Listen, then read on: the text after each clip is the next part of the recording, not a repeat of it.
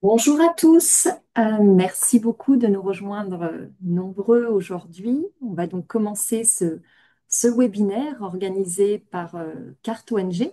Donc pour vous rappeler un petit peu qui nous sommes, Carte ONG est une ONG qui est spécialisée en cartographie et en gestion de données au service de l'humanitaire, au service des OSC aussi du développement et de l'urgence. Nous accompagnons depuis 2006, date de sa création, des ONG, des collectivités, dans la collecte, dans l'analyse et dans la visualisation des données.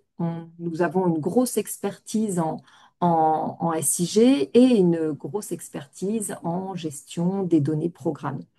Alors, nous avons différents projets financés par des bailleurs institutionnels, dont un gros projet que l'on nomme le projet GEDOP, qui est un projet de renforcement des organisations de la société civile francophone en gestion des données programmes. Et c'est dans le cadre de ce projet qui est financé par l'Agence française de développement que nous avons développé ce cycle de webinaires. Alors, il y a eu un premier cycle de webinaires découverte qui a été organisé entre octobre 2024 et janvier 2025. Et nous sommes actuellement dans la phase d'un second cycle de webinaires, tout spécial, un cycle de 2 webinaires portant sur la RAD. Donc la rétention, l'archivage, la destruction des données, mais aussi un petit peu plus.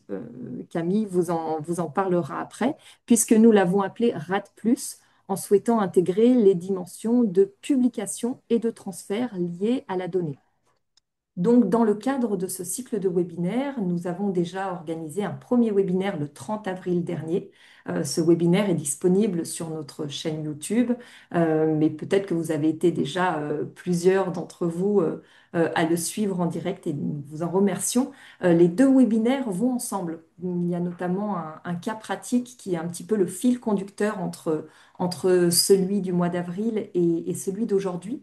Donc, pour ceux qui n'ont pas pu suivre le webinaire, je vous recommande chaudement d'aller écouter le premier, puisque dans ce webinaire, on faisait déjà mention, bien sûr, de la question de la RAD dans ce que l'on appelle un petit peu le cycle global de vie de la donnée, mais on évoquait aussi plusieurs outils. Comme l'arbre à rétention, comme l'arbre à décision, pardon, et donc, du coup, je pense il est important pour vous d'avoir un petit peu toutes ces cartes en main pour comprendre exactement le sujet dont nous parlons aujourd'hui. Voilà, donc je vous remercie encore une fois de vous être connectés aujourd'hui, de nous suivre sur un webinaire qui va durer 1 heure et demie, donc qui va nous conduire jusqu'à 11h30. C'est un webinaire assez dynamique, vous allez voir, donc Camille qui va l'animer avec vous, vous posera régulièrement des questions. Il y aura des séries de QCM. Il y aura aussi un témoignage de Kimberley, qui est une de nos partenaires de Médecins sans frontières. Donc, n'hésitez pas au fur et à mesure à poser des questions dans le cadre du chat. N'hésitez pas aussi à la fin du webinaire à intervenir. Nous souhaitons aussi que vous répondiez assez nombreux au QCM parce que ça nous permettra de vraiment identifier vos besoins et de répondre au maximum à tous vos retours. Et bien sûr, à la fin de ce webinaire, on vous enverra un compte-rendu détaillé et on vous fournira un petit peu tous les outils qui vous sont présentés aujourd'hui. Webinaire donc qui est enregistré et que vous pourrez aussi retrouver sur notre chaîne YouTube. Voilà, merci à tous et je vous souhaite un bon webinaire. Camille, c'est à toi. Merci beaucoup, Mathilde. Alors, je me présente, je m'appelle Camille et je m'occupe de la gestion de l'information au sein de Carte ONG. Et donc, j'ai travaillé plus précisément sur le cycle RAD que je vais vous présenter aujourd'hui.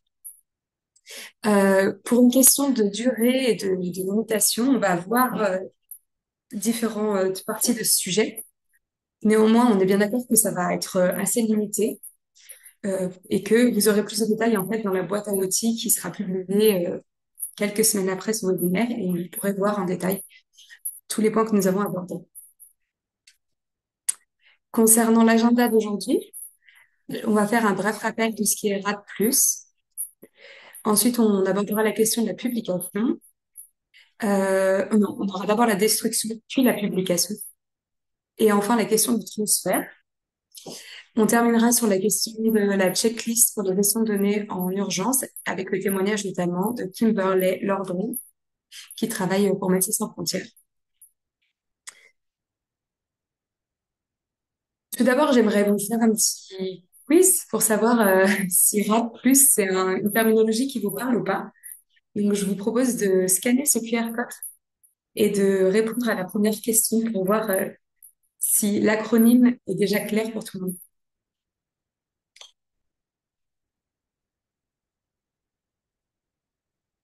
Alors, je vais le partager.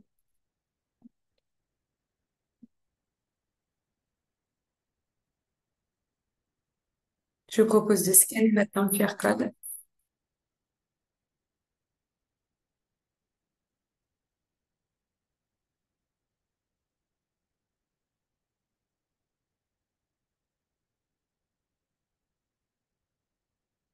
Et donc, la première question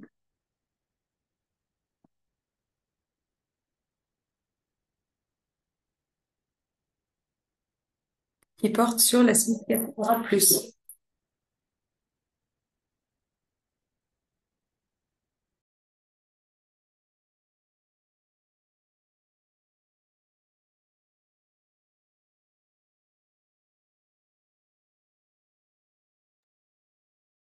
On va voir, on a déjà deux réponses.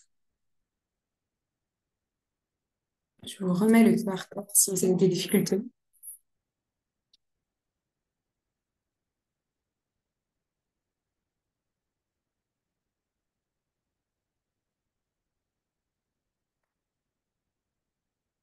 Trois réponses. Je laisse un peu plus de temps. Donc, que signifiera de plus? Est-ce que ça signifie réduction, analyse, diffusion, protection, transport? Est-ce que ça signifie rétention, archivage, destruction, publication et transfert? Est-ce qu'on parle plutôt de recherche, autorisation, distribution, partage et transmission,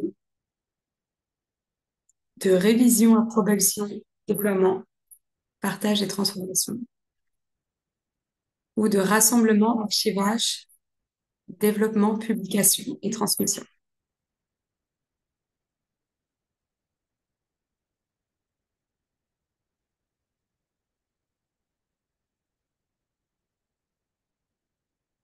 Je vous laisse encore quelques secondes pour participer.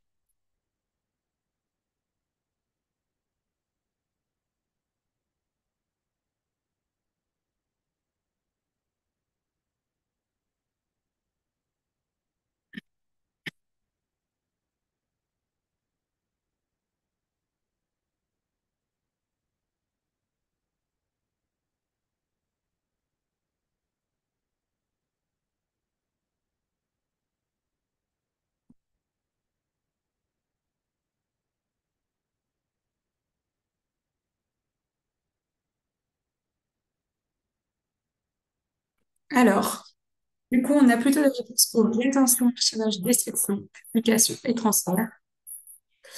Et donc, effectivement, c'était la bonne réponse. Aujourd'hui, on va vraiment parler de cette fin de cycle qui correspond à l'archivage destruction. Et on va aussi vous donner les options de publication et transfert que vous pouvez faire tout du long du cycle. Donc, je vais revenir sur la présentation. Et donc,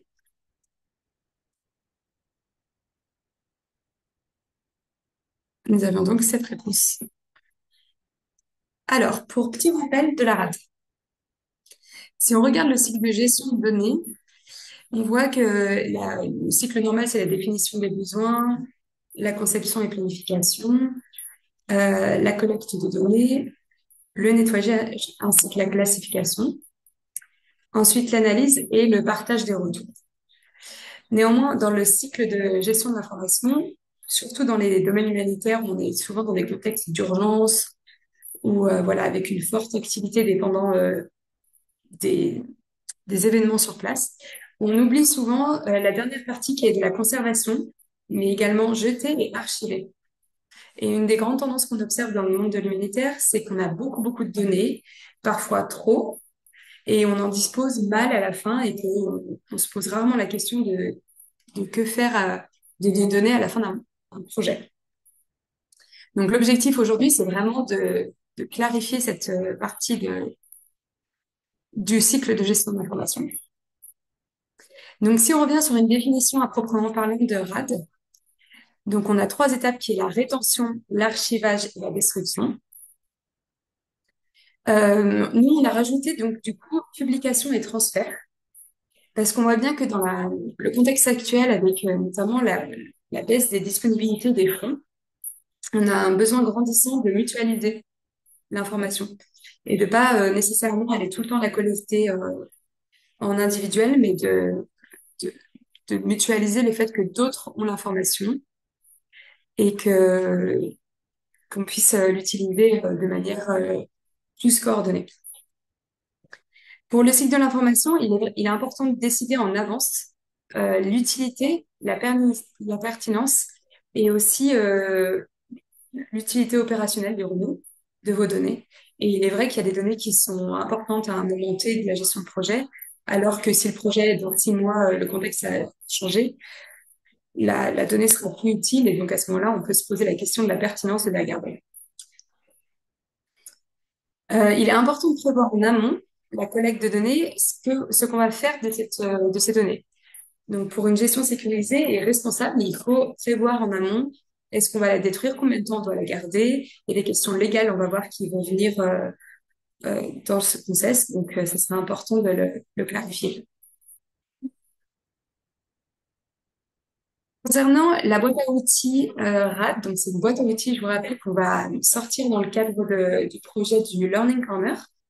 Et donc, dans cette boîte à outils, on va vous donner vraiment l'introduction des étapes clés de la gestion de données en termes de RAD, avec notamment une cartographie des données, qui est un outil qui va vous permettre d'avoir une vision d'ensemble sur les données que vous allez collecter, gérer de manière globale dans vos projets. Ensuite, il y a une évaluation de sa capacité interne en gestion responsable de l'information, qui est important pour se rendre compte aussi de nos lacunes et pouvoir réadapter. Il y a prendre en compte l'impact de la gestion de données sur les bénéficiaires.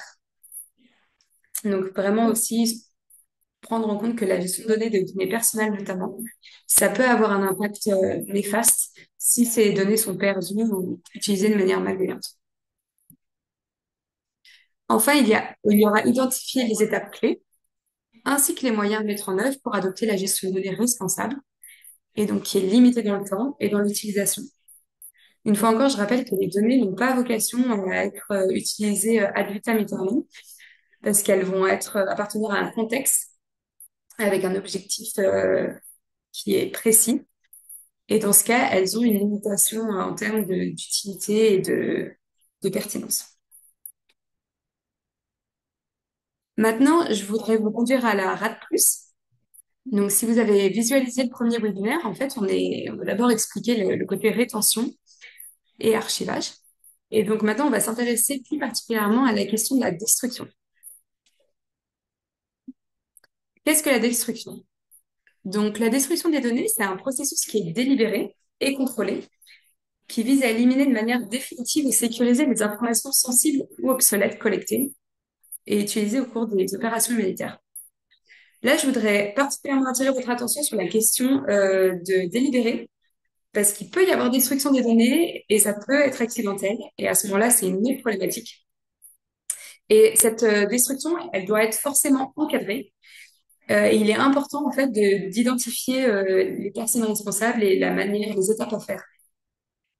Définitif parce ça doit être impossible de recouvrer ces données de quelque manière que ce soit. Et donc, je voudrais indiquer que mettre les données numériques à la poubelle de votre ordinateur, ce n'est pas considéré comme la destruction de données pérennes. Donc, on va voir les différentes méthodes, mais ça ne peut pas être considéré comme une méthode fiable. C'est notamment une méthode qui implique des mesures physiques, technologiques et procédurales. Procédurales parce qu'effectivement, vous aurez des étapes à suivre avec des personnes responsables qui devront répondre de la bonne conduite de la destruction des données. Et donc, pour cela, ça doit garantir le fait qu'on ne peut pas récupérer ces données et qu'on ne peut plus les exploiter. Et ça, le but, c'est vraiment d'éviter il y ait un usage malveillant des données qui ont été collectées. Détruire les données, donc l'objectif de la destruction, bien sûr, il y a la protection des bénéficiaires, parce qu'on rappelle que les données personnelles et sensibles, ce sont des données qui doivent être particulièrement protégées tout au long du cycle de l'information. Il y a aussi une question de conformité réglementaire, et ça, on va y revenir de manière régulière, mais en fait, il y a une législation, qu'elle soit locale ou internationale, qui va vous donner une indication en termes de conservation et de destruction des données et en termes de temporalité. Donc, par exemple, RGPD, elle donne des obligations strictes sur ce sujet. Concernant la gestion des risques, effectivement, on va limiter les risques de perte, d'altération ou de divulgation en éliminant les informations qui ne sont plus nécessaires ou utiles. Il y a une question aussi d'efficacité opérationnelle parce que plus vous avez de données et plus c'est difficile à gérer au quotidien. Et donc, libérer les espaces en libérant les ressources, en supprimant les données obsolètes, ça va vous permettre en fait d'avoir une vision plus claire et également d'éviter les pertes. Il y a une question aussi de transparence et de responsabilité. Effectivement, tout le long du cycle, il va falloir documenter et justifier le processus de destruction. D'une, pour être sûr qu'on a une traçabilité, et ensuite, ce qui va vous permettre une redevabilité en cas d'audit. Maintenant, concernant la destruction, quelles sont les étapes? La première, ça sera d'identifier les données à détruire. Une des typologies en fait à identifier, c'est notamment si c'est une donnée qui est numérique, papier ou digital. Il est important aussi de vérifier la fin de période de conservation légale ou opérationnelle. Il est évident que si vos données, vous en avez encore besoin pour gérer votre projet, vous n'allez pas la détruire tout de suite. Ou alors, si c'est des données, par exemple, en santé, vous allez avoir une période légale où vous allez devoir garder votre donnée, donc vous ne pourrez pas la détruire tout de suite. La deuxième étape, ça serait donc la sécurisation des données. Qu'est-ce qu'on entend par la sécurisation des données? C'est protéger les données jusqu'à la phase finale de destruction. Ça peut passer par le chiffrage, ça peut passer par l'encodement ou autre. Et donc, l'objectif, c'est vraiment de les conserver de manière protégée jusqu'à qu'on ait sécurisé la destruction. Ensuite, il va y avoir le choix des méthodes de destruction. Et là, on va le voir dans un petit exercice, c'est qu'il y a plusieurs méthodes selon le type de données, et notamment selon le type de support. Donc, pour les données numériques, vous allez avoir peut-être des logiciels certifiés qui vous garantissent l'effacement sécurisé des informations sans détruire le support. Pour les données physiques, par exemple, le disque dur, les serveurs, vous allez avoir tout ce qui est des destructions conformes aux normes au broyage ou à la désintégration. Et enfin, pour les données papier, vous avez les déchiqueteuses qui doivent être aussi conformes aux normes pour pas qu'on puisse récupérer l'information qui a été détruite. La quatrième étape, c'est la réalisation de la destruction. Donc là, elle doit être contrôlée et documentée. Il est important d'avoir un document qui réfère en fait de toutes les destructions que vous avez effectuées. Et si c'est effectué par un prestataire externe, il faut s'assurer du respect de la norme de sécurité s'il y a des certificats de destruction et autres. Voilà. Pour la dernière étape, vous aurez la vérification et documentation. Donc, il faut bien vérifier que toutes les données sont détruites correctement. Si c'est des données numériques, vous pouvez tenter de les récupérer pour voir si ça ne fonctionne pas. Si vous les récupérez, posez-vous une question parce que c'est pas normal que vous puissiez récupérer vos données. Il y a aussi toute la documentation du process de destruction. Donc, vous devez mettre la date, les méthodes, qui a été responsable de la destruction. Et enfin, vous devez avoir un registre de destruction pour les futurs audits au cas où, ou même pour vous en interne, être en capacité de savoir quelles données ont été détruites. Maintenant, je voudrais vous mettre un petit exercice, vu qu'on est tous ensemble sur cette question de la RAD. Donc, il y a une ONG qui s'appelle Safe Haven qui opère en Syrie.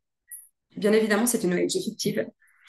Et donc, elle s'occupe de la protection des enfants et le service du soutien depuis 8 ans.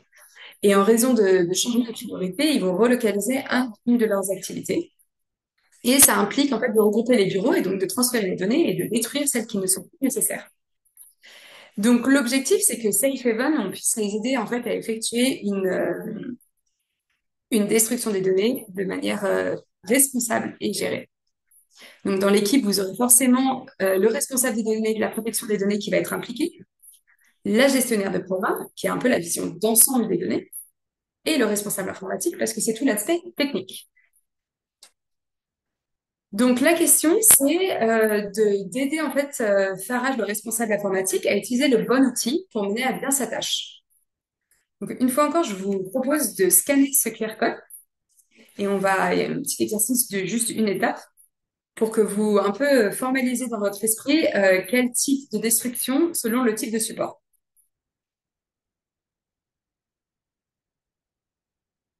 Je vais vous laisser prendre le temps de scanner. Alors, nous voici sur la deuxième question.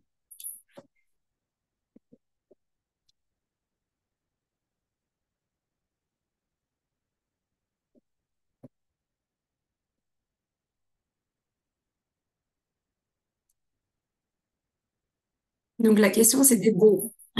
Farage a sélectionné le bon mode de destruction sur le type de support des données à détruire.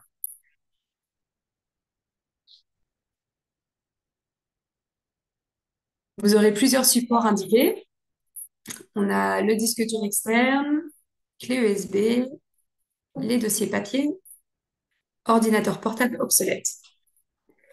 Et pour les méthodes de destruction qu'on propose, il y a retrait du disque dur et destruction, démagnétisation physique ou destruction physique, démagnétisation physique ou destruction physique deux fois, broyage ou incinération contrôlée. Prenez le temps de réfléchir à cette question. C'est un bon exercice pour vous. Vous posez la question après dans votre organisation, quels sont vos types actuels de destruction, de méthodes, et quels sont lesquels que vous pourriez mettre en place prochainement.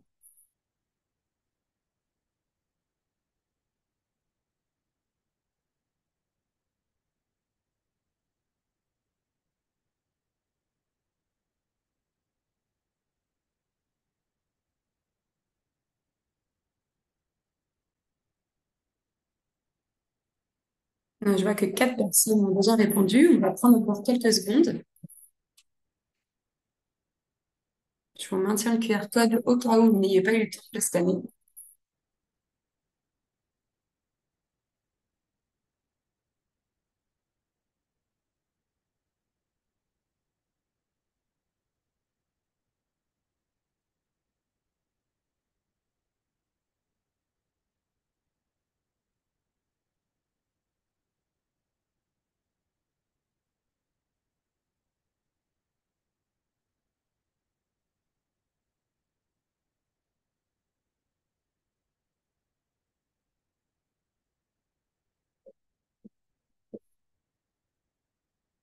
Encore quelques secondes.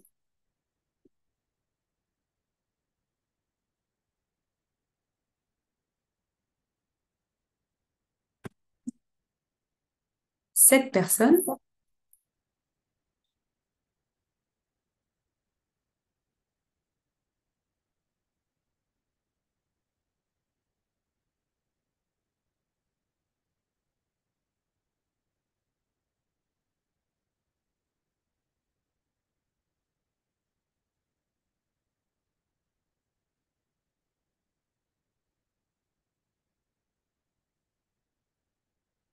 Je vous propose maintenant de voir les bonnes réponses.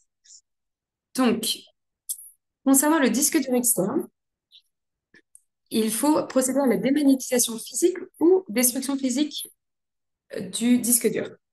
Et donc, démagnétisation, c'est un process qui se fait en approchant en fait le disque dur d'une source énergétique qui fait que ça va annihiler ses effets et donc annihiler son contenu. Destruction physique, donc vous pouvez pulvérisation du disque dur en lui-même. Concernant la clé USB, en fait, on va utiliser le même mode de destruction. Pour les dossiers papier, vous aurez l'option du broyage ou de l'incinération contrôlée. Une fois encore, si vous avez une incinération contrôlée, vous devez demander un certificat de destruction fait par le bâtiment. Et pour l'ordinateur portable obsolète, il ne faut pas oublier de retirer le disque dur et de le détruire. Alors, nous allons pouvoir maintenant passer sur la partie publication. Un petit instant, je remets la présentation. Donc, nous avons vu les différentes méthodes. Et maintenant, nous allons pouvoir aborder la question de la publication. Donc, qu'est-ce qu'on entend par publication? La publication des données, c'est la mise à disposition publique de bases de données anonymisées. Et là, je voudrais insister sur le fait qu'il faut anonymiser vos données. Effectivement, dans la collecte de données humanitaires, on a beaucoup de données de type personnel ou sensible. Là encore, je vous proposerai d'aller voir sur la boîte à outils où on fait une différenciation entre ces deux types de données. Et en fait, ces données ne peuvent pas être mises à disposition pour des questions légales, mais aussi de protection des personnes. De ce fait, donc, il va falloir anonymiser vos données avant de pouvoir les partager de manière plus générale. Pourquoi publier ces données? Tout d'abord, il y a une question d'améliorer la coordination, c'est-à-dire éviter les doublons et les lacunes. On note bien, en fait, en ce moment, dans le contexte humanitaire, qu'il y a une vraie fatigue de la data collection auprès des bénéficiaires. Et donc, généralement, on a beaucoup trop d'humanitaires qui viennent collecter des données sans trop de coordination en amont. Et du coup, les bénéficiaires, à la fin, ne veulent plus participer à la collecte de données, ce qui est bien compréhensible parce qu'en fait, ça fait beaucoup de données collectées pour les mêmes personnes. Et donc, se coordonner en amont, ça évite, en fait, de refaire une collecte de données, déjà qui est une question de temps de vos équipes, une question de financement de budget, parce qu'en fait, ça coûte de l'argent de mobiliser vos équipes là-dessus. Et en fait, vous allez économiser aussi tout ce qui est la question de l'analyse et du nettoyage de vos données. Il y a aussi une question d'appuyer la prise de décision. Effectivement, ces données, elles servent à quoi? Elles servent à être analysées pour faire des cartographies, pour faire des indicateurs, pour voir les tendances. Et donc, à ce moment-là, ça va être un vrai guide pour la stratégie d'intervention et donc pour la prise de décision. Plus vous avez de données disponibles pour faire vos analyses, plus vous allez prendre plus vous allez faire une prise de décision fluide et sereine. Le point suivant, c'est renforcer la transparence et la redevabilité. Ainsi, les bailleurs, les autorités, mais aussi les populations concernées peuvent savoir qui fait quoi, où et avec quels résultats. Donc, c'est aussi une question de redevabilité auprès des personnes qui sont soit servies par les activités, soit qui financent. Enfin, nous avons la question de favoriser l'innovation et l'apprentissage. Pourquoi? Parce qu'il y a une facilitation de la réutilisation des données pour les deux projets.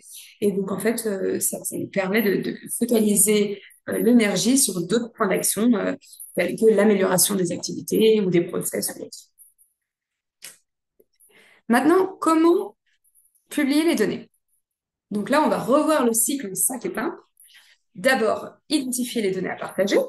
Exactement la même problématique que pour la destruction. Identifier, vous allez avoir par exemple le nombre de bénéficiaires, le type d'aide fournie, la géolocalisation de vos interventions, peut-être les besoins recensés.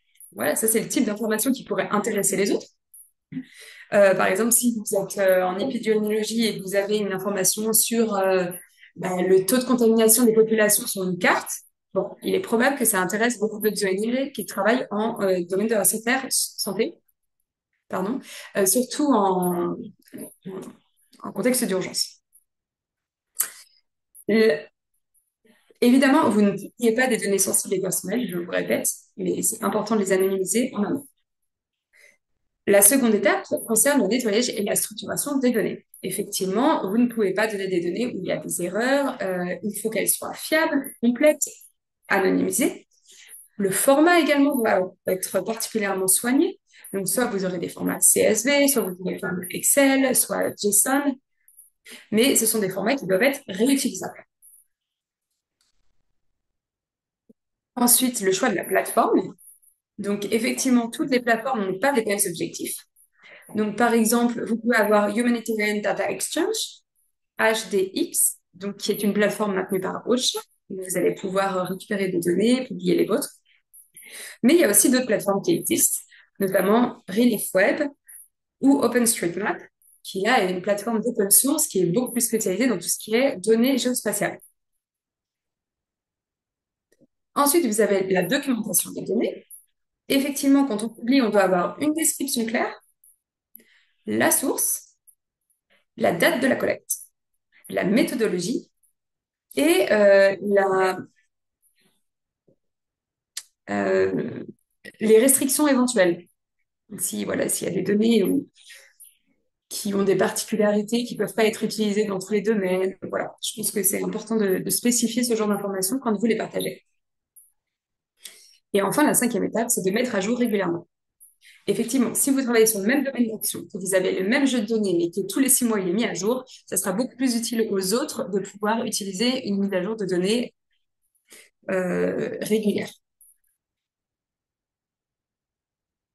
Je vous rappelle effectivement que si les questions de l'anonymisation pour vous restent encore obscures, vous allez pouvoir vous rendre sur la boîte à outils gestion de responsable des données, qui est sur le Learning Corner de CartoNG et qui va vous permettre d'accéder à toutes les étapes d'anonymisation, les méthodologies et autres. Ça serait un bon point à clarifier si ça ne l'est pas encore. Maintenant, on va passer sur les questions des transferts. Donc, je vous rappelle, publication et transfert, c'est vraiment des étapes que vous pouvez faire à n'importe quel moment. C'est pas du tout quelque chose qui doit être réservé pour la fin de vos gestion de cycle de données. Bon, effectivement, vos données doivent être collectées, nettoyées, analysées en amont, mais il n'y a pas de nécessité en fait que votre fin de projet, que vous atteigniez la fin de projet pour pouvoir transférer ou publier vos données.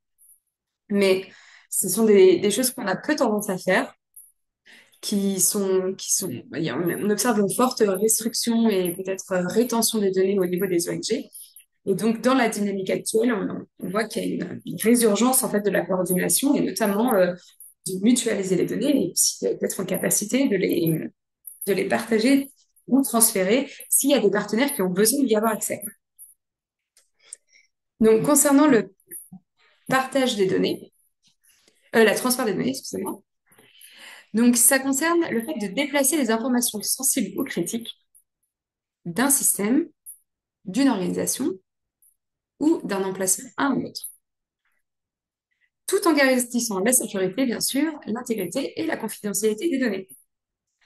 Donc, il est important de voir que la question de la sécurité reste déterminante dans ce process. Si vous n'êtes pas en capacité de transférer vos données de manière sécurisée, il vaut mieux à ce moment-là ne pas les transférer.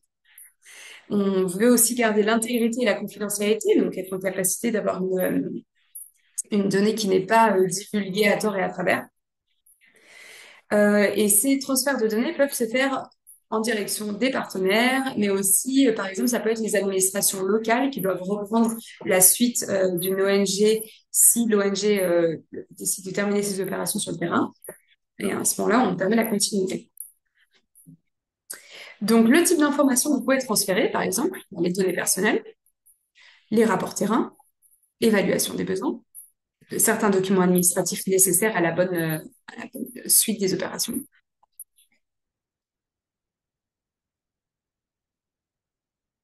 Pour le transfert des données, mais quelles sont les raisons pour lesquelles on pourrait transférer les données? J'ai déjà un petit peu mentionné cet aspect-là. Donc, il y a tout ce qui est collaboration et coordination. Effectivement, en fait, sur le terrain, on a souvent des partenariats qui se mettent en place. Partenaires avec des associations locales, mais aussi avec des administrations locales. Et donc, c'est important de pouvoir optimiser l'usage des ressources en coordonnant ce qui a déjà été collecté pour éviter la double collecte ou pour éviter l'espèce de fatigue de collecte auprès des bénéficiaires. Mais ça permet aussi d'avoir une information disponible de manière rapide et efficace. Quand on parle aussi de continuité opérationnelle, on va avoir tout ce qui est garantir l'accès aux données essentielles, même en cas de perturbation. Donc, par exemple, s'il y a des catastrophes naturelles ou alors un changement politique drastique qui nécessite, par exemple, le départ des ONG du terrain, à ce moment-là, il est préférable et même bénéfique pour les personnes qui ont été suivies au sein des activités de pouvoir avoir une continuité de service tout en préservant la sécurité et la question de la vie personnelle des bénéficiaires. Donc à ce moment-là, pour la continuité opérationnelle, il est important de transférer les données. S'il y a des parts imprévues ou impossibilité d'accéder à une zone. Concernant la conformité réglementaire, on en revient, mais en fait, c'est vrai que c'est un peu le fer de lance en ce moment avec tout ce qui est la protection des données, RGPD et toutes ces questions de confidentialité qui sont au centre de l'attention. Donc, il est important de vérifier les obligations légales. Et une fois encore, je rappelle qu'il y a les obligations légales locales, donc du pays dans lequel sont opérées les activités, et internationales. Parce que peut-être que si votre siège est en Europe, mais que vos activités sont par exemple sur le continent africain, à ce moment-là, il va falloir vérifier les deux types de cadres légaux afin de maintenir la protection, la gestion responsable. Concernant l'amélioration de l'efficacité opérationnelle, bon, on disait, si vous n'avez pas à perdre de temps pour collecter les données, les analyser, les nettoyer, en fait, ça va vous permettre de prendre des décisions beaucoup plus rapidement, notamment dans les cas de gestion d'urgence. En fait, s'il n'y a pas mutualisation des données, vous allez vraiment perdre du temps et à ce moment-là, cela va affecter les populations concernées. Concernant la sécurisation et la protection des données, on en a déjà parlé, mais c'est vrai qu'il faut protéger les données des cyberattaques, des pertes, mais aussi des accès non autorisés. Et parfois, si on n'est pas en capacité en interne de maintenir et de protéger les données, il vaut mieux les transférer à une autre instance qui est capable de le faire. Je pense que si, par exemple, on est en restructuration et qu'il y a une diminution drastique du staff, des équipes, et que ça atteint en fait la question de l'intégrité et de protection des données, à ce moment-là, il y a une obligation morale, je dirais même, de protéger et de transférer les données. Enfin, il y a la question de la transparence et de la responsabilité. Donc, c'est important de documenter et de tracer les flux, une fois encore, parce qu'en fait, cette documentation va vous permettre de faciliter les audits, les évaluations, mais ça garantit aussi en fait une certaine éthique dans la gestion des données, voilà, qui est importante de maintenir, surtout d'être redevable auprès des bailleurs et des populations concernées que l'on sert. Concernant le transfert de données, comment l'effectuer? Donc, la première chose à effectuer quand vous allez transférer vos données, c'est évaluer la capacité du tiers à recevoir, conserver, gérer les informations en toute sécurité et de manière responsable. Et donc là, en fait, il y a une véritable, il y a un chemin en fait à faire dans les questions que vous allez poser à votre partenaire ou à l'instance qui va recevoir les informations, parce que vous êtes responsable de les transférer à une personne qui est en capacité de le faire. Si vous transférez des données à une instance qui n'est pas capable de les maintenir de manière responsable, à ce moment-là, ça empêche votre responsabilité en tant que, que créateur de la donnée, enfin, en tout cas que source de la donnée. Et donc, je vous propose en fait un petit parcours pour vérifier que le partenaire est en capacité de le recevoir. Donc, la première étape de ce parcours, c'est vérifier la gouvernance et la politique des données. Alors, une fois encore, vous pouvez faire un questionnaire à votre partenaire pour qu'il puisse répondre aux informations. Ça vous permettra, ou alors vous les posez au sein d'une email, mais voilà, ça vous permettra d'avoir une idée générale. Qu'est-ce qu'on entend par gouvernance et politique des données? Ah, est-ce que votre partenaire a une politique écrite de protection des données? Est-ce qu'il y a un responsable de la protection des données? Quelles sont les obligations légales du pays? Est-ce qu'ils ont connaissance des obligations légales ou non? Ouais, ça, c'est déjà trois petites clés que vous pouvez poser comme question à votre partenaire. Ensuite, on a la question des infrastructures techniques et sécurité. Alors, infrastructure, on pense chiffrage des données stockées. Est-ce qu'elles sont chiffrées ou non? Est-ce que c'est un serveur local ou c'est un cloud? Ou est-ce qu'elle cloud, par exemple? Est-ce qu'il y a un système d'authentification fort pour les données personnelles? Voilà, ça, c'est des petites questions techniques que le système d'information et technologie devrait être en capacité de répondre. Vous allez avoir après la question pratique opérationnelle. Pour ça, vous allez plutôt vérifier les processus de documentation des gestions du cycle de données. Est-ce qu'il y en a un ou pas? Est-ce qu'il y a un processus de destruction, un processus de protection? Voilà, faire un petit sur le cadre opérationnel et quelles sont les bonnes pratiques à l'intérieur de l'instance. Ensuite, vous allez avoir toute la question de sensibilisation du personnel. Et là, c'est important de poser la question, est-ce que le personnel est formé? Est-ce que les formations sont mises à jour régulièrement? Est-ce que tout nouveau staff a signé une charte, par exemple, sur la question de la protection des données dans leur contrat?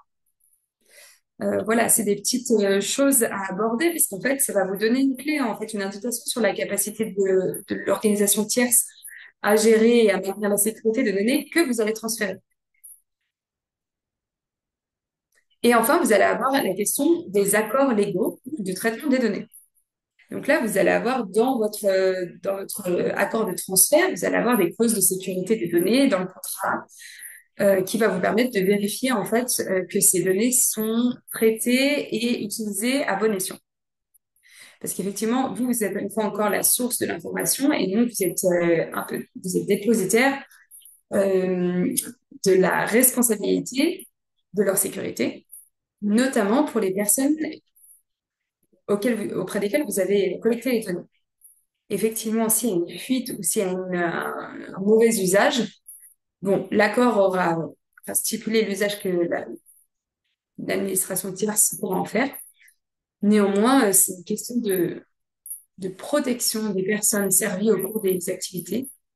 Et donc, ça engage aussi un aspect moral dans la gestion des données. Donc voilà, ça, c'est quelques petites questions que vous allez pouvoir adresser à l'instance tierce. C'est important, soit sous forme de questionnaire, soit sous forme d'email, mais c'est vraiment important qu'en fait, vous ayez une vision un peu générale de à qui vous allez confier les données que vous avez collectées. Du coup, je vous propose de refaire un petit exercice concernant le transfert et la publication. Donc là, il va falloir aider Laura et Ibrahim de Safe Haven à choisir les mesures de protection à appliquer en cas de transfert des publications de données. Donc, je vous laisse prendre le temps de scanner le QR code.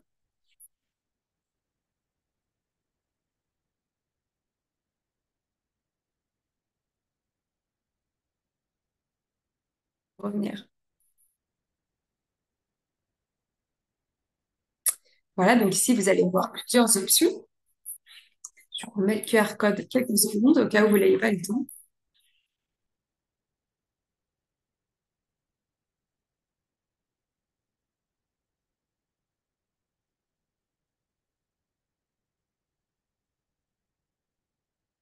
Le temps de scanner le QR code et de participer donc, pour voir quel type de transfert et de publication, quelles sont les étapes importantes à faire.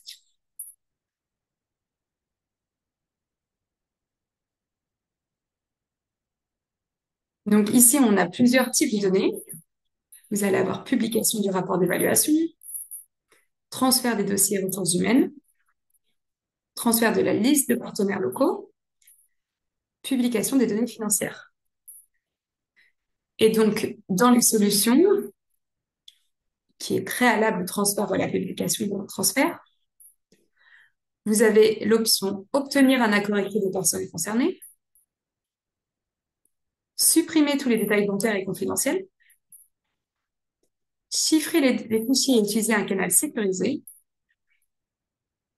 anonymiser toutes les données personnelles.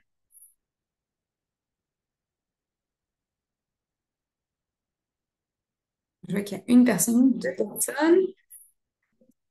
Prenez le temps de répondre. Je remets le QR code au cas où vous ayez été distrait et que vous n'ayez pas eu le temps de le scanner.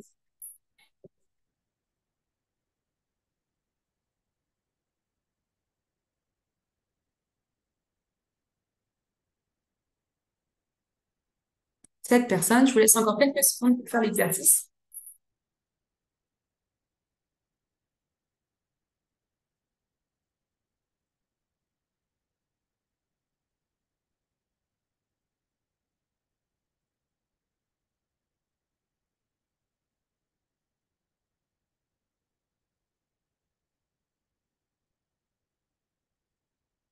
Je rappelle donc les informations, donc, la publication du rapport d'évaluation, transfert des dossiers ressources humaines, transfert de la liste aux partenaires locaux, publication des données financières. Et donc, les possibilités, obtenir un accord écrit des personnes concernées, supprimer tous les détails d'intérêt confidentiels, chiffrer les fichiers et utiliser un canal sécurisé, anonymiser toutes les données personnelles. Donc, on va pouvoir passer aux réponses. Alors, concernant la publication du rapport d'évaluation, effectivement, pour les rapports d'évaluation, c'est important de maintenir l'anonymisation des données personnelles, parce que parfois elles peuvent apparaître, ou en tout cas, il peut y avoir des indications qui, par recoupement d'informations, va permettre l'identification des personnes, ou en tout cas de certains groupes. Donc, c'est important, en fait, de vérifier que le recoupement des données ne vous permet pas d'identifier précisément le groupe ou alors un village ou une famille particulière. Concernant le transfert des dossiers ressources humaines, effectivement, il faut chiffrer le fichier et utiliser un canal sécurisé.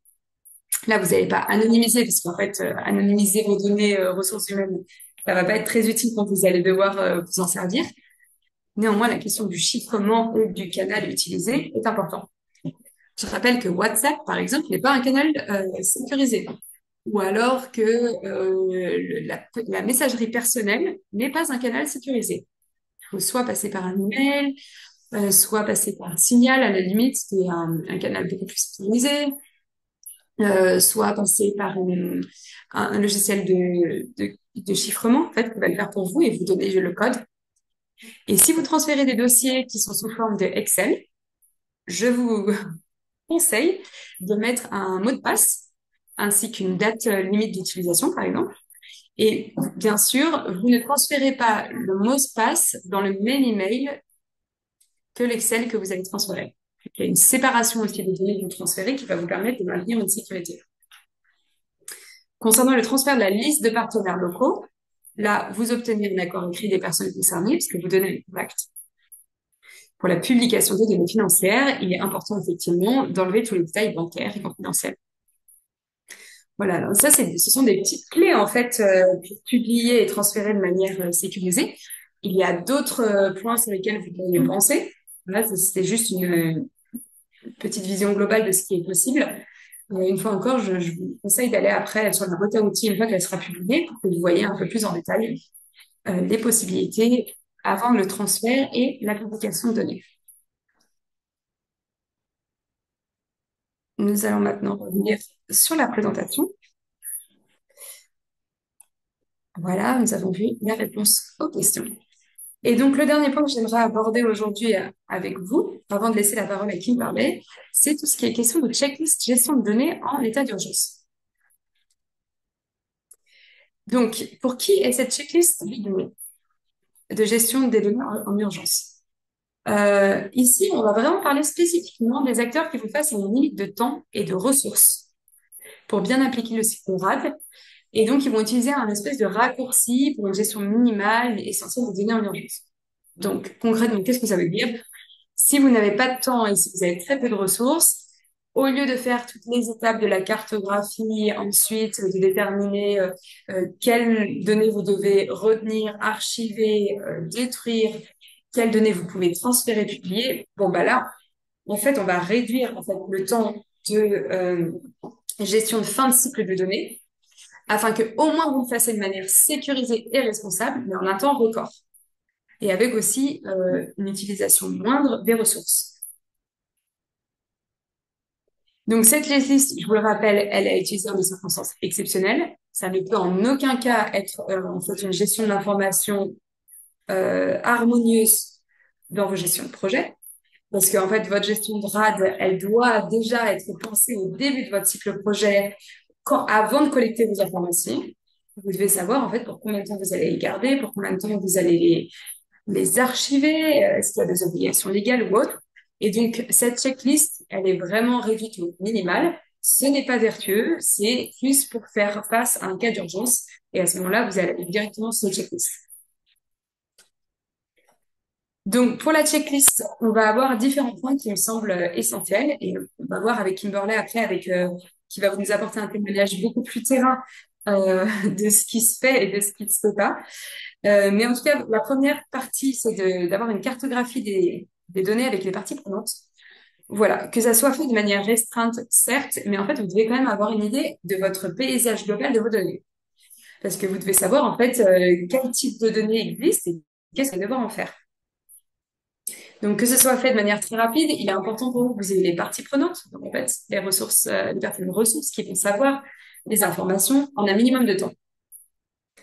Ensuite, vous allez évaluer les ressources internes disponibles, humains et matériels. Voilà, si vous n'avez pas de staff disponible pour en fait trier vos données ou alors nettoyer vos données, en fait, vous allez réduire les options et vous allez aller à l'essentiel. Matériel parce que c'est une question de budget, mais également une question de capacité en fait à traiter. Si vous devez envoyer des cartons par bateau, est-ce que vous avez les financements pour pouvoir le faire, oui ou non? C'est une question à se poser avant de débuter.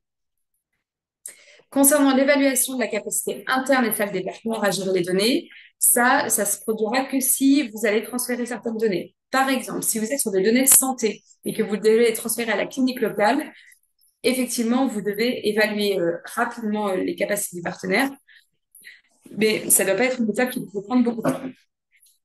Vous avez la rédaction d'un plan d'action. Là, je vous conseille d'être très clair aussi en matière de capacité réelle. C'est-à-dire que ne faites pas un plan d'action qui est complètement déconnecté de vos capacités, surtout en temps d'urgence. Et donc, le plan d'action doit aussi intégrer des comment faire pour le staff. C'est bien beau de dire au staff, vous devez transférer vos données, mais si vous leur donnez pas les étapes clés pour le faire, vous pouvez être sûr que vous allez avoir une problématique à la fin du cycle. Ensuite, il y a assurer la liaison des parties prenantes concernées, communiquer clairement comment ça va se passer, quels outils, qui est responsable et quels sont les temps, la temporalité.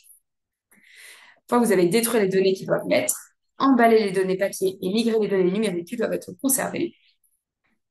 Une fois encore, pensez bien, enfin, on va voir avec le manager Kimberley, mais vous avez un florilège de données qui peut être du disque dur à votre tiroir de bureau qui est rempli de papier, voilà, ou à la clé USB qu'on oublie dans le sac à main, mais qui en fait contient des données personnelles. Donc, il est important vraiment de recenser un peu toutes les données. Enfin, vous allez avoir organisé la remise et l'expédition du matériel informatique et rédiger les SOPs donc, pour encadrer la fin de la gestion de données et établir ainsi les contrats si vous avez des partenaires ou autres. Donc voilà, c'était un survolage brief de la checklist parce qu'en fait, Kimberley va aller beaucoup plus en détail. Elle va vous donner en fait aussi des anecdotes et de réalité de terrain qui va peut-être être sûrement plus parlante pour vous tous qui travaillez auprès des bénéficiaires directement. Je vais laisser la main à Kimberly Lobry, qui travaille en tant que Data Protection Officer chez Médecins Sans Frontières. Bonjour à tous, merci beaucoup d'avoir introduit le sujet et vous allez voir, je vais probablement pas dire des choses très différentes, normalement. Je vais partager mon écran, je vais commencer par me présenter. En tout cas, je suis très contente d'être parmi vous aujourd'hui pour vous partager mon expérience. Alors, hop, voilà. Oups. Alors, on va y arriver. Est-ce que vous voyez tous mon écran? C'est bon? Oui. Ok. Alors, donc, l'objectif pour moi aujourd'hui, c'est de vous partager mon expérience en ma qualité de déléguée à la protection des données, donc Data Protection Officer chez MSF France. Donc déjà, bon, je vous fais une petite présentation d'MSF. Normalement, vous devriez connaître, mais donc c'est une organisation médicale humanitaire internationale et indépendante qui propose donc de l'assistance médicale à des populations affectées par des conflits, des épidémies, des catastrophes naturelles ou l'exclusion des soins de santé. Il y a effectivement donc, des dizaines de milliers de professionnels de santé, mais aussi, comme toute association humanitaire, aussi des personnes spécialisées, logistique, administration, finance, communication, etc. On a donc des principes institutionnels d'éthique médicale et d'impartialité, indépendance et neutralité. On est une ONG à but non lucratif. La principale différence avec d'autres ONG, c'est que on est financé par des donateurs individuels et des institutions privées. Donc, ce qui se passe avec les bailleurs en ce moment ne nous affecte pas directement, même si effectivement, dans la mesure où ça a un impact sur nos partenaires, notamment sur le terrain, ça a un impact sur nos activités. On a des activités dans à peu près 70 pays dans le monde. Voilà. Et donc, moi, je suis Kimberley Aubry, je suis la déléguée à la protection des données ou Data Protection Officer en anglais de MSF France. Je travaille chez MSF France depuis maintenant un peu plus de 5 ans. Et donc, mon rôle est d'accompagner les équipes, donc aussi bien au siège que sur les terrains d'opération d'MSF pour protéger nos données. Donc, on en a parlé beaucoup pendant cette présentation avec un focus gestion documentaire. Mais effectivement, donc je travaille en étroite collaboration avec le département juridique, les équipes de sécurité informatique et aussi les équipes chargées de la gestion documentaire parce que, on l'a vu, on va traiter énormément de données personnelles et sensibles et confidentielles dans nos documents. Et donc, protéger tous les endroits où sont nos données personnelles veut dire protéger nos données et donc les personnes dont on a les données, c'est-à-dire les bénéficiaires, les salariés, donc les équipes, aussi bien de MSF, mais aussi avec lesquelles on va travailler sur le terrain, notamment des ministères de la Santé locaux, mais aussi nos donateurs, par exemple, les membres de notre association, etc. Donc, on va avoir énormément de données dans nos systèmes. Et donc, comme Camille a présenté tout au long de ce webinaire, c'est très important de les protéger parce qu'on va avoir un certain nombre d'impacts, d'accord? Donc, la réduction d'activité, la clôture d'un projet ou lorsque une organisation décide de quitter complètement le pays dans lequel elle travaille, en l'occurrence MSF, ça nous arrive, on va devoir faire attention aux données que l'on a collectées, stockées, utilisées, transférées, archivées, etc., etc. Puisque en fait, une mauvaise gestion de ces documents va potentiellement engendrer des risques, d'accord? Donc, en ma qualité de délégué à la protection des données, il va y avoir un premier risque qui est une violation de données, d'accord, une data breach en anglais, c'est-à-dire qu'il va se passer quelque chose sur les données. On va potentiellement, par exemple, les perdre, d'accord. On va potentiellement avoir une interception de ces données, et c'est pour ça qu'on a parlé tout à l'heure de sécurité, notamment mettre des mots de passe sur les fichiers, etc. D'accord? Ça va avoir un impact évidemment sur l'archivage, puisque un archivage incomplet va engendrer donc des pertes de données. Il va nous manquer des informations, d'accord? Il va nous manquer aussi potentiellement des documents de preuves que l'on doit fournir aux autorités, puisque les autorités vont potentiellement nous demander des preuves dans le cadre d'un audit. Donc, ne pas avoir ces preuves est un vrai sujet. Ça va avoir un impact sur la qualité de nos analyses, d'accord? Une faute d'orthographe.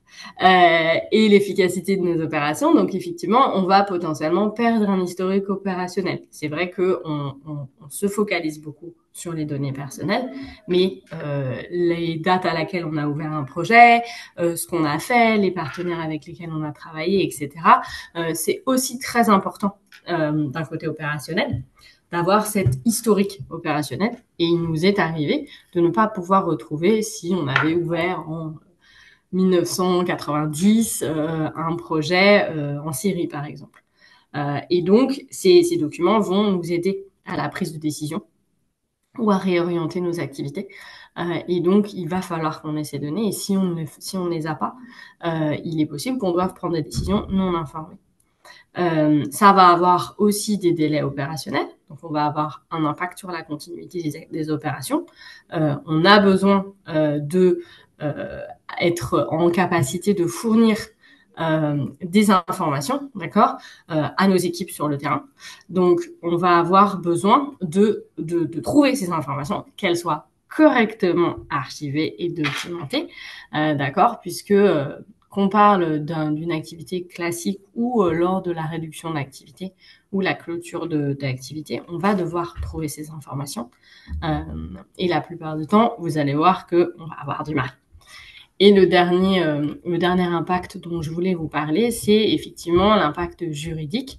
Donc Camille a parlé des lois de protection des données. On a effectivement beaucoup de lois de protection des données de plus en plus dans le monde. D'accord, on en a une très forte dans l'Union européenne qui s'appelle le RGPD. Normalement, vous devriez connaître, Règlement général sur la protection des données. Mais on va aussi avoir des réglementations dans nos pays d'activité. D'accord, on a de plus en plus de pays dans le monde et particulièrement sur le continent africain qui se dotent de lois de protection de données très strictes. Notamment, par exemple, au Mali, au Nigeria ou au Kenya, on a des systèmes de protection des données, donc des lois qui sont équivalentes à celles de l'Union européenne et donc qui vont aussi nous demander, même si on le faisait avant, mais qui nous demandent de pouvoir démontrer aux autorités que l'on protège bien les données. Et il va aussi y avoir d'autres obligations légales. On a parlé notamment celles relatives à la conservation des données, puisque les lois locales vont nous donner des informations sur combien de temps on va devoir conserver la donnée, et donc il va falloir s'y conformer. On a aussi un autre impact juridique important si l'on ne conserve pas correctement nos informations, c'est les contentieux. On peut avoir des contentieux qui sont engagés par les patients, d'accord, notamment lors de potentiellement soucis dans le cadre de leur prise de leurs soins. On va avoir des contentieux RH de la part de nos salariés dans certains cas, ou bien les autorités qui se retournent contre nous pour un certain nombre de raisons. Voilà, donc c'était plutôt pour vous donner un aperçu des enjeux. On en a beaucoup parlé, mais je pense que c'était important. Pour votre information, j'ai fait la même présentation à mes activités, mes opérations, d'accord? Donc les équipes qui sont sur le terrain, pour leur rappeler les risques opérationnels de ne pas bien conserver et protéger nos données. Alors, en pratique, parce que c'est un peu pour ça que je suis là. Donc en pratique, moi, une partie de mon rôle, c'est d'accompagner, donc comme j'ai dit, les équipes. Chez MSF, on a régulièrement des réductions d'activité. Alors, effectivement, nous, dans le contexte actuel, les pertes de financement n'ont pas d'impact sur nos activités directes. En revanche, on a régulièrement, on ouvre, on ferme des projets. Et donc, basé sur mon expérience, moi, je suis allée dans certains des pays où on a fermé des projets. Par exemple, en Irak, par exemple, en République démocratique du Congo ou au Yémen. Et donc, voilà, je vais vous donner ce que moi j'ai fait. Ça va ressembler très fortement à ce que Camille vous a présenté, puisque c'est le même principe. Mais effectivement, donc moi, quand je suis, par exemple, je vais vous prendre l'exemple, on a fermé un de nos hôpitaux en Irak, à Bagdad. Et donc, je suis allée en amont.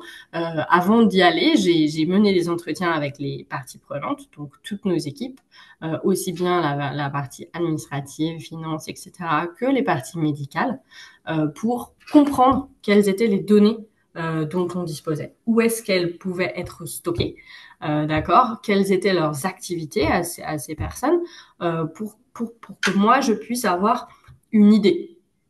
Puisqu'effectivement, comme on a dit, l'objectif, c'est de cartographier les données. Alors, quand on n'a pas beaucoup de temps, c'est compliqué.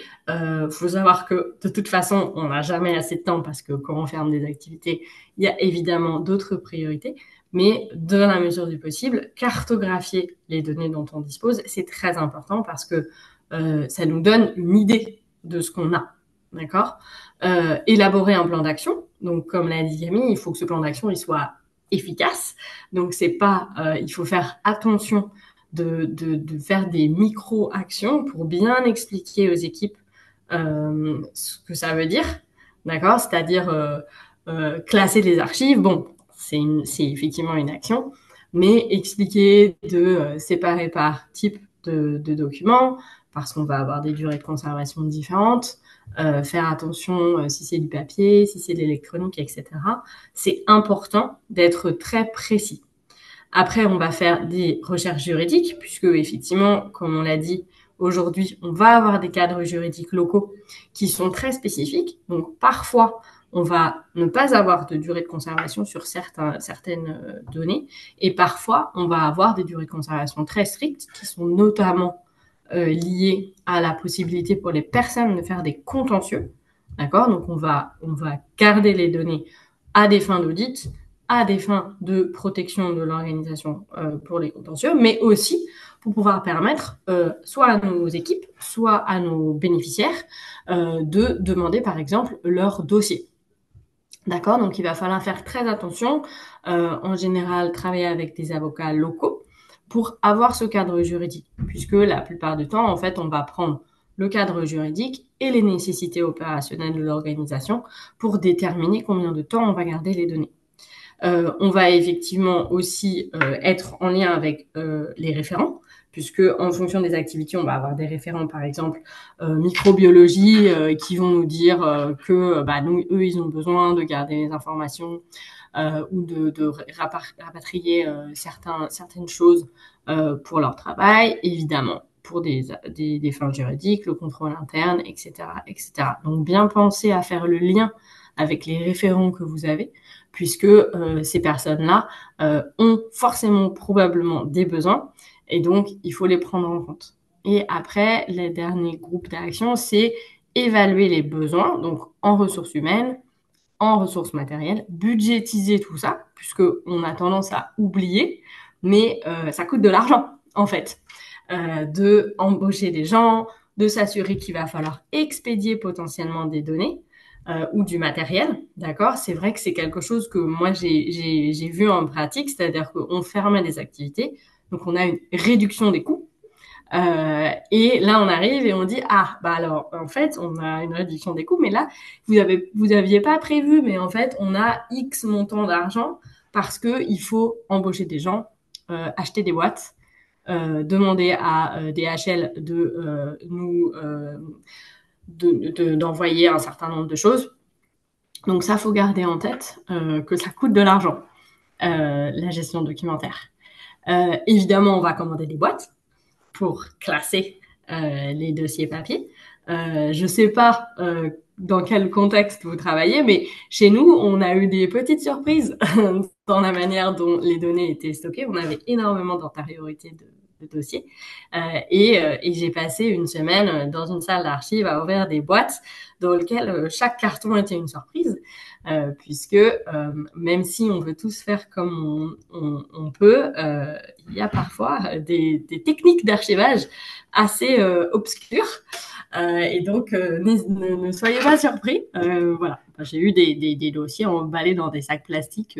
Bon, pourquoi pas? Mais c'est pas très pratique. Donc, faire attention à ça. Évidemment, on l'a vu beaucoup, mais détruire les données qui doivent l'être. Et effectivement, en vérifiant avec les personnes concernées au sein de l'organisation, parce qu'on a fait en amont donc les analyses de risque en termes de conservation. Donc, ne pas hésiter à détruire de manière sécurisée. Attention, hein, moi je peux vous raconter des histoires où certaines personnes ont jeté des dossiers papier dans une benne et le lendemain matin, la personne qui faisait les sandwichs à côté de notre hôpital, il emballait ses sandwichs dans nos dossiers patients. Voilà, donc il faut faire attention de comment est-ce qu'on détruit les données. Donc évidemment, organiser l'expédition des données qui doivent être expédiées au siège, on en a certaines. Attention, renseignez-vous, en fonction des pays, on va peut-être avoir des restrictions, aussi bien en termes de taxes et de droits de douane ou de protection des données. Il y a des pays où on ne peut pas, en fait, envoyer des données en dehors du pays. Donc, il faut faire attention à ça. Organiser la remise, expédition du matériel informatique. C'est important puisque on pense beaucoup au papier, on pense à la migration des données numériques, qui est aussi une action, mais on va aussi devoir s'occuper du matériel informatique, donc tout ce qui est ordinateur, serveurs locaux, imprimante, téléphone, disque dur, tout ça important. Et comme on l'a dit aussi, faire attention aux procédures et aux contrats qui vont devoir encadrer en fait toutes ces activités.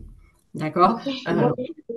Mais impliquez votre département juridique ou les personnes qui font des contrats en amont, parce que ça va être important de les prévenir en amont, puisqu'en général, ça prend du temps, d'accord, de rédiger un compte.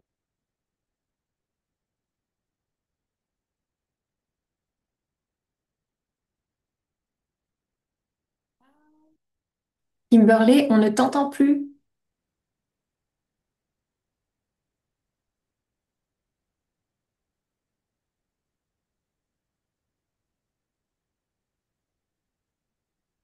Oups, vous m'entendez? Oui, c'est bon. Parfait. Pardon. Vous Mais ça m'entendiez pas s'entend depuis plus, hein. le début? Non, depuis peu, Ah, depuis peu. Ça y est. ok. Attendez. Vous voyez toujours mon écran, hein? Moi, non. Là, Ah oui, Oui, ça y est, je vois. c'est bon. Parfait. ok. Excusez-moi. Alors, donc, de quel type de données parle-t-on? On l'a vu hein, beaucoup, mais on a beaucoup de données et elles peuvent être dans beaucoup d'endroits.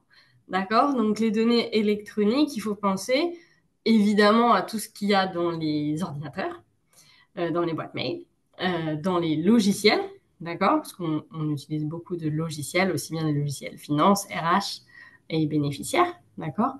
Les photos et les vidéos qui sont stockées dans des disques durs externes, par exemple, par nos collègues de la communication. Faire très attention à ce genre de choses. Euh, Elles sont effectivement ces données électroniques dans les espaces de stockage personnels, d'accord, donc les OneDrive, les ordinateurs personnels de nos équipes, etc., sur des serveurs locaux, sur des espaces de stockage partagés en fonction des types de, de, de systèmes que vous avez. Je l'ai dit, sur les ordinateurs, sur les disques durs externes, les clés USB. Il faut faire attention de bien penser au fait que les gens ont tendance à mettre les données un peu partout. Donc bien réfléchir à avoir ça. Je l'ai pas mis là, mais les téléphones sont aussi maintenant de plus en plus utilisés. Les équipes ont des smartphones sur les terrains d'opération. Et dans les smartphones, il y a beaucoup de données. Vous avez des conversations WhatsApp, qui n'est pas une façon sécurisée d'échanger l'information, comme l'a dit Camille. En revanche, c'est très utile pour savoir à quelle heure part la voiture pour aller à l'hôpital, qui vient au magasin ensemble, etc. Sauf qu'on va avoir énormément de données parce que les gens ont tendance aussi à partager des données sur les équipes, sur les bénéficiaires. Donc, faire attention. Par exemple, vous avez des groupes WhatsApp, de bien supprimer ces groupes WhatsApp. Et les données papier, on a énormément de papier partout, qui ont tendance à être stockés un peu partout. Dans les bureaux, sur les bureaux, dans les sacs des gens. Je l'ai vu, hein, des gens qui avaient des sacs remplis de dossiers. Dans les placards, dans les salles d'archives, dans des boîtes, dans des malles en métal qui n'ont pas été ouvertes depuis des années. Partagé à des tiers, on l'a vu aussi, mais il est possible qu'on externalise aussi le stockage d'un certain nombre de nos dossiers papier. D'accord, donc bien faire attention à se souvenir de est-ce qu'on a des dossiers papier qui sont stockés quelque part d'autre ou sous la responsabilité de tiers. D'accord. Après, ce que j'ai mis en encadré, hein, comment distinguer ce qui est essentiel de ce qui ne l'est pas, c'est aussi très compliqué. D'accord, parce que je me suis retrouvée avec un disque dur euh, ou un serveur local avec aussi bien des contrats, des documents historiques sur nos activités et les photos du barbecue de la fête nationale de l'année dernière. D'accord. Donc, on se retrouve avec, en général, énormément de données et évidemment, la gestion documentaire est quelque chose à faire continuellement. Le problème, c'est qu'on ne rattrape pas forcément l'antériorité et que donc, si les données sont mal arrangées, mal gérées, elles restent en fait dans les systèmes sans qu'on puisse savoir où sont. Je me dépêche un peu parce que je vois l'heure qui tourne. Pourquoi c'est important?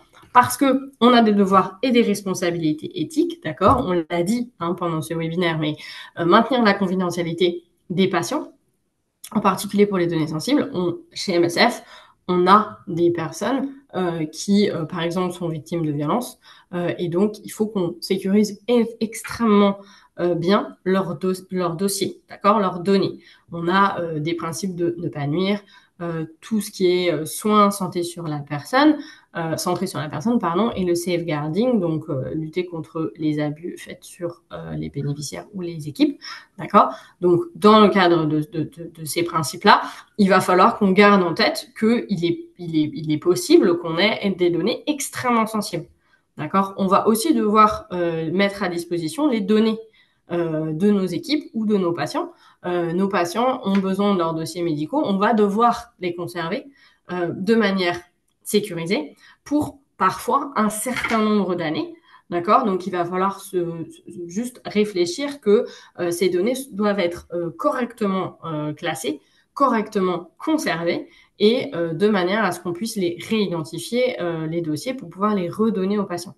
D'accord? On a aussi des aspects de continuité des soins. On a des gens qui viennent dans nos hôpitaux et on va devoir transférer leur dossier à d'autres hôpitaux, d'accord, pour permettre aux patients de continuer son traitement. On doit aussi garantir l'accessibilité des données pour la recherche médicale, d'accord, puisque MSF fait de la recherche médicale avec des partenaires. Et donc, il va y avoir une nécessité de conserver les dossiers patients, évidemment en prenant le consentement du patient. Mais voilà, donc faire attention à ça. Donc ça, c'était pour les patients, d'accord? Donc vraiment faire attention de leur permettre de garder les dossiers. Et pour l'organisation, on va devoir évidemment protéger les données. Cette slide est un peu importante, mais avec beaucoup de choses dessus. Mais on va donc protéger les données que nous avons, d'accord? Prévenir les incidents qui vont pouvoir se produire sur les données, aussi bien par papier que digital, pour pouvoir éviter que des risques arrivent sur nos patients, le personnel, les partenaires, etc. Donc faire attention à ce qu'on conserve les données de manière sécurisée, de manière à ce qu'on puisse les retrouver dans quelques années aussi. Je suis régulièrement confrontée à des salles d'archives qui sont en fait des tentes au fond d'un jardin, dans un endroit où il y a régulièrement des inondations. Et donc, on perd énormément de données parce que les dossiers sont inondés, d'accord? Donc, faire attention à ça, c'est souvent bête, en fait, mais on n'y pense pas. Mais les risques météorologiques sont très importants. Je l'ai dit un peu déjà, mais la mémoire institutionnelle, donc assurer une mémoire collective, on peut penser que on parle de données personnelles, en tout cas moi avec mon prisme de protection de données, mais on a aussi une obligation de mémoire collective dans nos associations, savoir ce qu'on a fait, avec énormément de rotation des effectifs. Donc, on perd en fait énormément de mémoire collective. Donc, une bonne organisation des données permet de se souvenir de ce qu'on a fait, d'accord, de fournir des informations sur les opérations et les décisions futures. Réduire les coûts, ça veut dire que on range les documents électroniques ou les documents papier de manière correcte, ce qui fait qu'on sauve énormément de place. D'accord. Je vous redonne l'exemple de Bagdad. On avait 40 boîtes de dossiers de pharmacie et en fait, on s'est rendu compte que c'était mal arrangé dans les cartons et donc on a réussi en fait à économiser. On est passé de 40 boîtes à 15 boîtes parce que les documents n'étaient pas bien rangés dans les cartons. D'accord? Et donc, ça veut dire qu'au lieu de envoyer 40 boîtes chez un prestataire qui va coûter, et ça va coûter de l'argent, on a envoyé que 15 boîtes. D'accord? Donc, pensez à ça, c'est bête, mais c'est vrai que ça nous fait économiser de l'argent.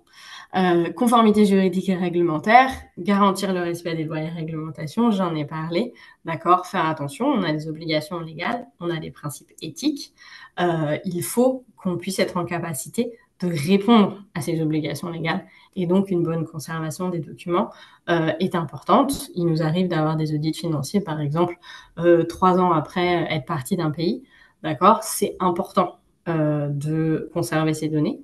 Il nous arrive d'avoir des patients qui ont besoin, par exemple, de prouver qu'ils ont été soignés par MSF dans un pays. Et donc, ils nous demandent leur dossier. Donc, on doit conserver ces dossiers. Et la dernière chose, c'est l'efficacité au travail, d'accord? Donc, faciliter la prise de décision parce que on arrive à trouver une donnée correctement. Et donc, on est plus rapide. Et je finis avec les problématiques. C'est pas très optimiste, mais voilà, rapport avec le contexte, on a des manques d'anticipation, manque de ressources humaines, manque de conscience des enjeux et manque de sensibilisation au cadre juridique local. D'accord, ça c'est plutôt contextuel. Et en général, on a une absence de processus en interne. On a parfois des absences de responsabilité et de leadership de nos équipes qui savent qu'ils vont partir. Manque de sensibilisation et de connaissances, absence de hiérarchisation des priorités, donc on ne sait pas en fait qu'est-ce qui est prioritaire par rapport à d'autres choses, et manque d'espace bien entretenu pour garantir un espace pour les documents papier et électroniques. Donc voilà, je suis allée un peu vite sur la fin parce que je vois le temps qui passe, mais je suis disponible pour les questions si vous avez besoin. Voilà, et je vais arrêter de partager mon écran. Merci beaucoup qui me parlait. Oups. C'était un partage d'expériences riche. Je pense qu'il y a beaucoup de choses qui appellent à être approfondies, mais en tout cas, ça nous donne déjà une bonne première vision de ce que pourrait rencontrer comme difficulté sur le terrain. Et je vous propose du coup de passer directement aux questions. Alors, on a encore 5 petites minutes pour écouter vos questions et pouvoir peut-être répondre à des interrogations que vous avez eues durant la présentation ou le témoignage. Euh, je vous, Si vous voulez lever la main et peut-être qu'on vous donne la parole directement.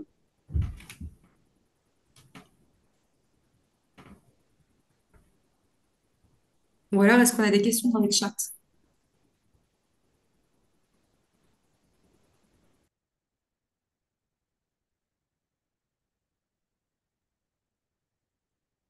Pas de questions.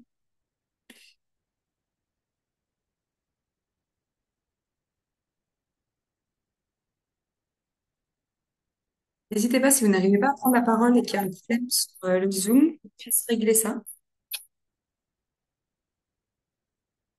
En attendant vos questions, je vais vous rappeler que si vous voulez aller plus loin, vous avez la boîte à outils gestion responsable des données, donc, qui est disponible sur le Learning Planner. Et il me semble qu'on a mis le lien dans le chat et que vous retrouvez le webinaire sur la chaîne YouTube de CartNG. Est-ce que Mathilde ou Guette, vous voyez des questions qui sont soulevées? Non, non, non, il n'y a pas eu de questions en particulier dans le chat. Je crois que ça veut dire que vous avez abordé le sujet de manière large. Et en tout cas, pour tous ceux qui ont des questions complémentaires, n'hésitez pas à nous connecter, à nous contacter, pardon, directement par mail. Vous avez notre contact mail, on vous le redonnera dans le compte-rendu de la réunion. Et donc, n'hésitez pas à ce moment-là, on tâchera de vous répondre rapidement. Euh, Camille a une question sur WhatsApp. Pourquoi c'est pas un moyen sécurisé? Pourquoi WhatsApp n'est pas sécurisé? N'est pas un moyen Tout simplement sécurisé de parce que partage des données. pour le partage des données, bah, tout simplement parce que c'est pas un canal qui est chiffré et qui a comment dire, une obligation contractuelle à protéger les données. Et je me rappelle plus exactement qui détient WhatsApp, mais en fait, il y a une question de responsabilité légale qui fait que c'est pas un canal où la donnée partagée sera protégée. Au contraire de Signal, par exemple, qui a la possibilité de chiffrer les données.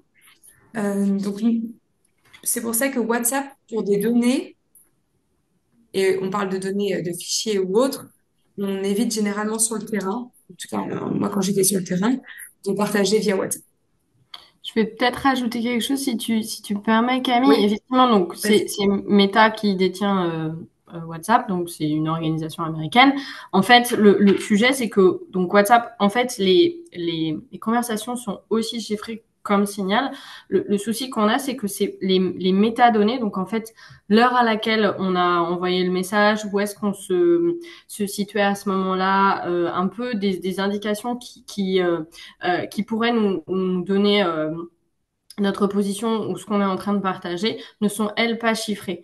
D'accord? Donc, en fait, on part du principe que, bon, déjà, WhatsApp, en fait, c'est aussi des applications de téléphone où vous avez assez, si vous n'avez pas de sécurité sur votre téléphone, en fait, c'est très facile d'accès. On vous prend votre téléphone, on regarde ce que vous êtes en train de partager. Ça télécharge automatiquement. Il faut désactiver, mais ça télécharge automatiquement tous les médias qu'on reçoit sur WhatsApp.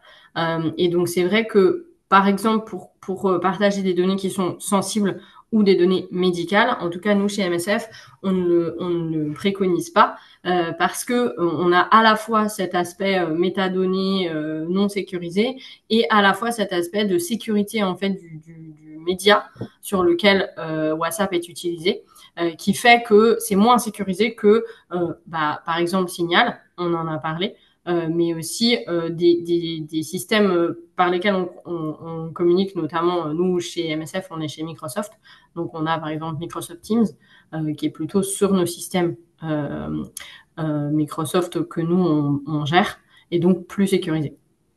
Je ne sais pas si ça aide, Merci, mais Kimberly.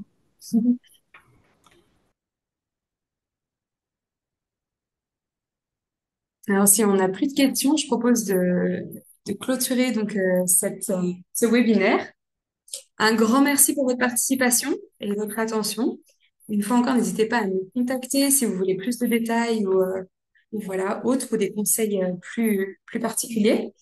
Merci beaucoup, Kimberley, pour ce témoignage opérationnel qui a été très instructif. Et avec voilà, plaisir. j'espère que ces opérations, en tout cas, vont bien se passer et que voilà, on te souhaite une belle continuité et merci pour ta participation au webinaire. Merci à vous. Merci bien à tous et je vous souhaite une très bonne fin de journée. Merci. Merci beaucoup, Kimberley. Merci à tout le monde.